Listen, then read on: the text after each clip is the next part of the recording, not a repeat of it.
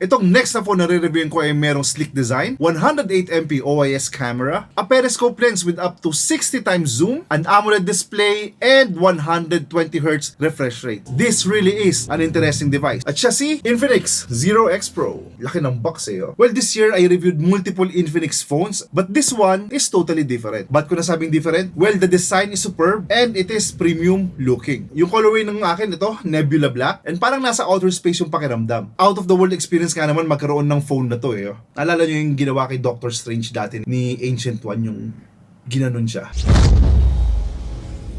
Yan ang experience, out of this world, out of the body experience. Now, let's have a quick look and see for ourselves if maganda ba talaga tong phone na to. So, Tech Prince nga pala, and welcome back to my channel.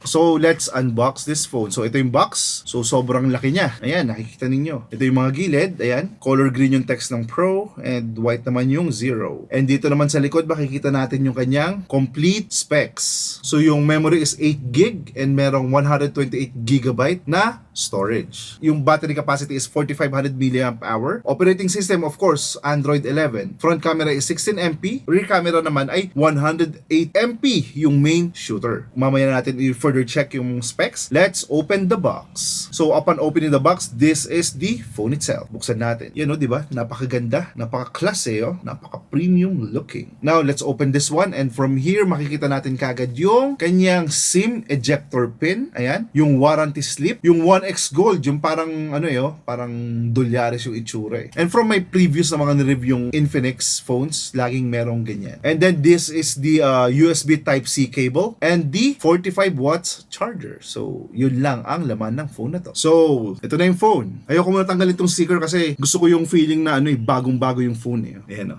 Yan yung sticker. Alright, so very flat yung design niya and wala siyang curves or whatsoever. 193 grams yung weight niya, hindi siya ganun kabigat. Glass yung front, glass din itong back, and plastic naman yung kanyang frame. So dito sa ibabaw wala kang makikita. Dito sa kanan makikita natin yung volume rockers and then yung kanyang power button. Dito naman sa left side makita natin yung SIM tray. And dito naman sa ilalim makikita natin yung 3.5mm jack port, microphone, USB Type-C port, at yung kanyang speaker grill. So 6.67 inches AMOLED display siya, and since AMOLED display siya, yung fingerprint sensor niya under the display. 120Hz yung kanyang refresh rate, meron din 700 nits of brightness, at ang resolution naman niya ay 1080 by 2400 pixels. Yung operating system naman nito is XOS 7.6, of course powered by Android 11, at ang chipset naman niya is MediaTek Helio G95. Yung MediaTek chipset talaga is very good for gaming and other tasks. Smartphone like this that is powered by MediaTek are slightly cheaper than their Snapdragon counterparts. Well, kasi yung mga Qualcomm Snapdragon processor kasi tend to have slightly better battery optimization. Yung another con naman ni MediaTek Helio G95 is the lack of 5G connectivity. Yes, wala siyang 5G connectivity. Kasi si Helio G95 is a rebranded Helio G90T, which means it has the same network capabilities. So si G95 only supports 4G LTE connections. So yan yung difference niya. Okay? May natutunan ulit kayo. So let's take a closer look dito sa camera ng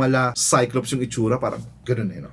Ito yung main camera. Okay? So from here, makita natin 60 times, ayan, up to 60 times zoom. Baka kung ano yung i-zoom nyo. Yung main camera is 108MP shooter. Yung 8MP shooter naman ng phone na to is for periscope telephoto. And last but not the least, yung ultra-wide naman niya is 8MP din. Well, you can shoot videos at 4K at 30 frames per second and 1080p at 30 frames per second. Yung selfie camera naman niya is 16MP single. Meron siyang dual LED flash. And you can shoot videos at 1080p at 30 frames per second. So dual speakers nga rin pala siya, ayan, with 3.5mm jack. So kung meron kayong mga external speakers na gustong ikabit, kung ayaw nyo ikabit via Bluetooth, pwede nyo ikabit dito yung 3.5mm jack, or kung wala naman kayong external speaker, pwede nyo gamitin yung inyong headphone or earphone. So now let's check the display settings at tingnan natin yung kanyang refresh rate. Ito, punta tayong settings, display, and from here makikita natin yung screen refresh rate. Okay, so ang default setting na nakalagay dito is yung auto switch. Okay, so kung gusto mo mas smoother yung pag-navigate sa phone na to, well, might as well use the 120Hz. Select mo yan. Pag gusto mo naman magtipid ng battery all day, switch to 60Hz. Ayan. So, 120, 60, and auto. Ikaw na bahala dyan kung ano mas preferred mong option. So, back in the setting, you can also see the theme and lock screen. Ayan. Napakaganda ng mga magpipilian ninyo. This is where you can select your theme, wallpapers, fonts, or video show and magazine lock screen. So, maraming design. So, marami kang pagpipilian dito. Ikaw na bahala kung ano yung gusto mong piliin sa kanila. So, this one also has a Folax voice assistant. Ayan. So, yung AI voice assistant which can help you control your phone based on a machine learning algorithm. Even in offline mode. Ayan, susubukan natin Pakita ko sa inyo. Si Folax. Para siyang si Siri sa iPhone. Ayan Ayan siya. Sabihin ko, open YouTube. Alright, di ba? YouTube na tayo. Ayan YouTube na, di ba? Isa pa. Open Netflix.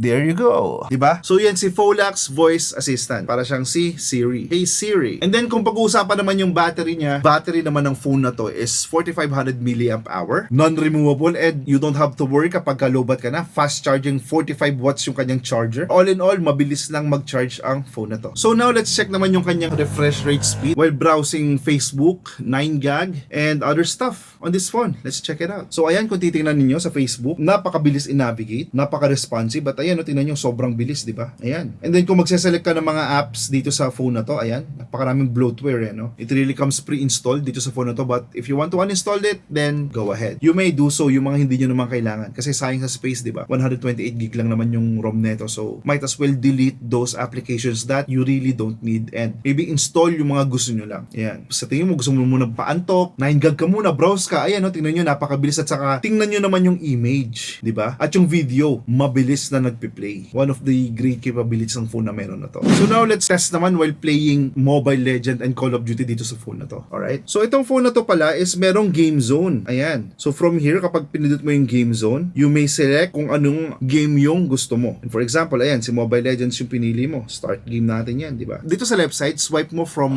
left to right. Ayan. Makikita mo dito yung GPU usage, pati yung CPU usage. So, ayan. So, dito makikita natin yung, kunyari, itong window na to, yung Chrome. Pwede ka mag-open ng Chrome. Instead of minimizing the game itself, just select the Chrome at lalabas yung kanyang mini window ng Chrome. Then from here, you can take screenshot, screen record. I-clear yung memory pag medyo nag-hang na yung laro mo. Ayan. Meron din siyang magic button. Dito mo i-enable yung iyong volume button. Ayan. And then here, pwede mo nang i-reject yung incoming call, pati yung message do not disturb. Ayan. So, kapag naglalaro ka, hindi ka may istorbo ng kahit na sino. So, kung hinahanap ka na ng nanay mo, nasa labas ka, girlfriend mo, hinahanap ka rin, hindi mo sila mare-replyan agad-agad at hindi mo mababasa. So, meron ka ng rason, uy, napindot ko pala yon. Sorry.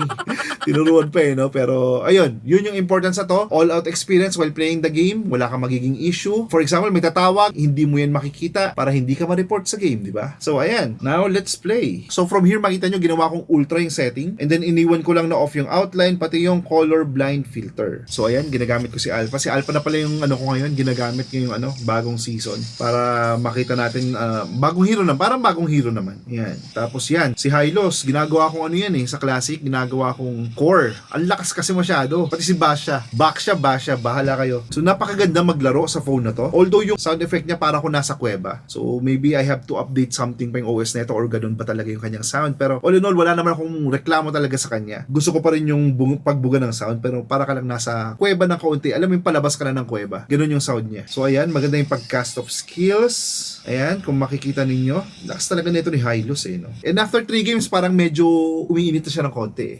Konti lang naman. So ngayon, let's check the temperature. Okay, so siya 34.3. So hindi pa ganun talaga kainit, pero it starts to warm up na dito sa likod. Okay, so after playing Mobile Legends, let's play Call of Duty. So ayan, hinay ko yung graphic quality, pati yung frame rate niya, minax ko. And then look at this, di ba? Very responsive nung triggers niya. Nakapatay pa ako. Yan ang malakas. Malakas tumamba. Same feedback dun sa sound, parang nasa kuweba pa rin. And I don't know if that's bad for you guys, pero akin okay lang siya. And what I also like from this one is hindi gaano pansinin yung kanyang punch hole, which is the selfie camera shooter here. Ayan, kaliwa. So I suggest siguro mas maganda pag nandito yun sa lower mismo yun. Sa pinaka lower right dito. Para mas hindi nakita. Well anyway, overall experience while gaming sa phone na to is okay. Wala akong naging problema, hindi naghang, hindi naglag yung aking game. So, yun ang aking masasabi sa gaming. Of course, aside from gaming, i-testing naman natin to while watching Netflix and YouTube. So, let's go! So, ayan, Squid Game yan. So, number 1 yan ngayon sa Netflix. I suggest, panoorin nyo na yan. So, kayo mga bata, 16 below or 18 below, bawal pa. Kailangan ng supervision. 18 ako kung ano-ano na pinapanood ko eh. Hulaan nyo kung ano. So, ayan, Squid Game. Medyo brutal din kasi yan eh. Ayan, hindi ko masasuggest na for all age yan. So, para sa mga adult talaga yan. So, panoorin nyo. Ayan, ang ganda niyan, di ba? Napakaganda ng kanyang video quality. Then, aside from that, let's check naman yung kanyang YouTube quality. And from here, tingnan ninyo. Napakasarap ng Wagyu eh, no? Nakakagutom. Tama na sa Wagyu, nakakagutom eh. Ayan. Next naman, ayan, syempre, Blackpink. How you like that? Look at that. Ganda ni Jisoo, no? And last but not the least, tingnan natin tong lugar na to. Napaka-bright ng kulay, di ba? Masyadong makulay yung mga bahay. What I can say is eye candy.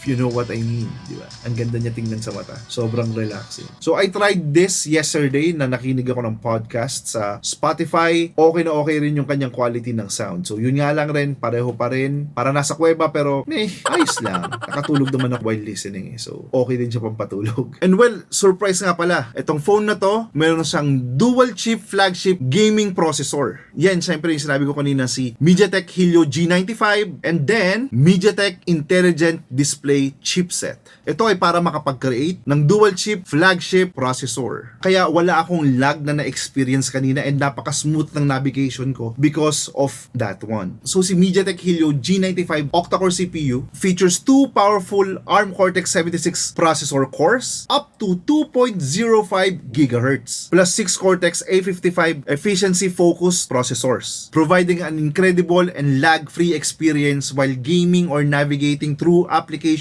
sa phone na to. So, in taking pictures and videos sa phone na to, we can turn our special moments in life into work of art using this phone. Because this phone is equipped with 108MP OIS Ultra Night 20 camera with quad flash. So, this phone can take clear pictures kahit sobrang dilim pa ng mga paligid. Ito yung isang sample ng mga pictures na kinuhanan ko sa Holy Cross. Madilim dyan ha. And I think this is around 7 PM eh. Look at that. Parang itsurang madaling araw, di ba? So, yan yung kanyang quality kapag ginamit natin yung super night mode. The smartphone clearly takes a picture that details the sun's rays or the casted shadows in the darkest of night. The darkest of night. The darkest of hours. Tapos ito naman, tingnan natin yung picture ni Cosmic Ghost Rider. Napakaganda. Ayan. Bigay nga pala ng girlfriend ko yan. Bigay. Hindi, hiniram ko lang sa kanya. Joke, binigay niya yan. Di ba binigay mo yan? So ayan, di ba? Very detailed. Napakaganda ng action figure na to. Pang display talaga eh. Ayan no. That's the image quality ng phone na to. So yan yung kanyang photo result. And then during the day naman, ito yung mga pictures na kinuhanan ko.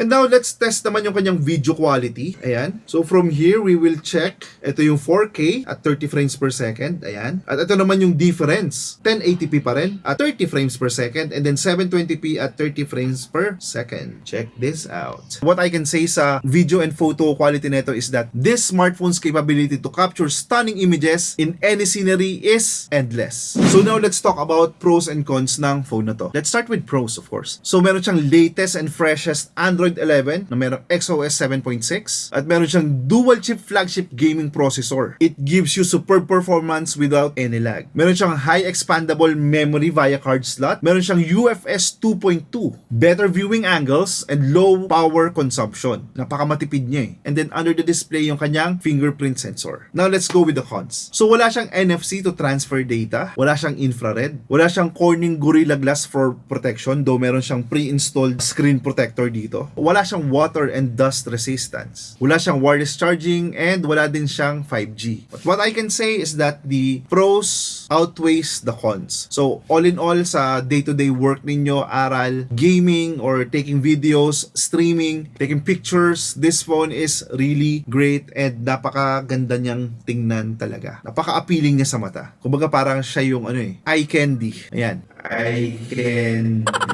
Alam nyo nung college, may mga chicks. So, yung pumukaw ng iyong mga mata na love at first sight ka. So, yun yung pakiramdam ko talaga. Nung una ko nakita si Infinix Zero X Pro. So, to summarize everything, Infinix is really bridging the gap between smartphone camera and professional imaging with the new Zero X series. So, this high-performance smartphone integrate groundbreaking technology, including a dual-chip processor. 108MP yung kanyang OIS main camera, napakalinaw. 60 times pa yung kanyang periscope moon one-shot camera. So hindi ko lang na-testing kasi wala pang buwan eh. And for previous days, hindi talaga nagpapakita yung buwan. Pero napakaganda pa rin ng quality ng kanyang photo and video all in all. So kahit mapaggabi man yan, mapaumaga, stunning yung magiging resulta ng inyong photos and videos. So Infinix is providing flagship features for the visual enthusiast. And this phone delivers an ultimate experience para sa inyo who aim to think, explore, and see beyond. So maraming salamat nga pala sa panonood ng aking short review ng Zero X Pro ni Infinix. And again, wala kayong ibang gagawin kundi mag-relax, umupo sa sopa, i-click yung subscribe button at yung bell icon para maging updated sa aking susunod na videos. Hanggang sa muli, ito nga pala ulit si Cosmic Ghost Rider. The Ghost Rider seeks to right a terrible wrong